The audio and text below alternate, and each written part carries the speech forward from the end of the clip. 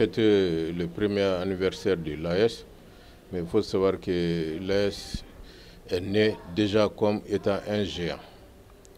Donc c'est un anniversaire qui nous fait rappeler quand même les circonstances qui ont amené à sa création. Donc on a pris conscience que nos trois États unis peuvent ensemble mettre en place une alliance qui va nous aider à nous débarrasser des groupes armés terroristes et à les combattre efficacement tout en minimisant nos propres pertes et en choisissant des partenaires qui seront soucieux de respecter notre souveraineté. Donc c'est pour vous dire que du côté de la défense déjà, l'un des premiers effets est là. Vous savez que tous nos trois États aujourd'hui parviennent à contrôler la totalité des territoires.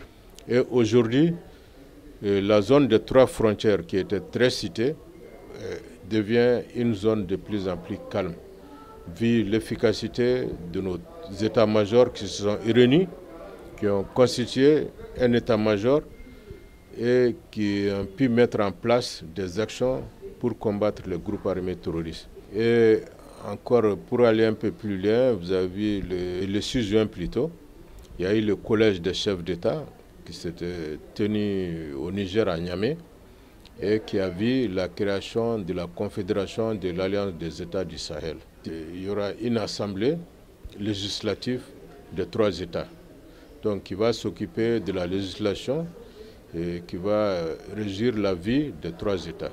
Donc dans les trois domaines définis. Sinon, dans les autres domaines, chaque pays garde sa souveraineté, chaque pays est libre de mener ses propres affaires.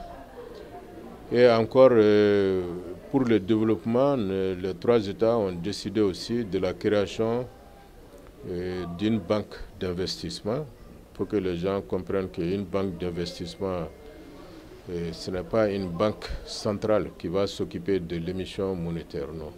Et maintenant, on a vu que le premier président de la Confédération a été élu, qui est le président Assimi Goïta. Nous lui souhaitons vraiment plein succès dans cet exercice, dans son mandat. C'est le début d'un processus. On peut dire que c'est le début d'un pari. Et certainement, dans quelques années, nous serons en mesure d'évaluer l'expérience qui est en cours en ce moment. C'est de mettre en synergie leurs efforts pour lutter contre le terrorisme, qui pose même l'existence de ces trois États. Donc ensuite, promouvoir la coopération sur le plan économique, sur le plan politique, sur le plan culturel, sur le plan social, pour que nos peuples puissent s'épanouir. Je pense que les objectifs, s'il y a cette volonté commune d'aller ensemble, ils peuvent être atteints. Je ne doute pas que peut-être d'ici quelques années, ce sera une réalité. Mais ce qui est fondamental, ce qui est essentiel, c'est que nos États ont la volonté d'affirmer leur souveraineté. C'est-à-dire, ils sont souverains dans leurs choix, ils sont souverains dans leur façon de gouverner nos États, et ils veulent que leurs intérêts soient pris en compte. Alors, dans ce contexte, si nos États travaillent exactement comme ils ont décidé, ils affirment leur identité, ils défendent leurs intérêts de façon intelligente, de façon méthodique, je pense que nous pourrons effectivement tirer notre épingle du jeu et nous allons émerger donc dans ce processus de redéfinition du monde.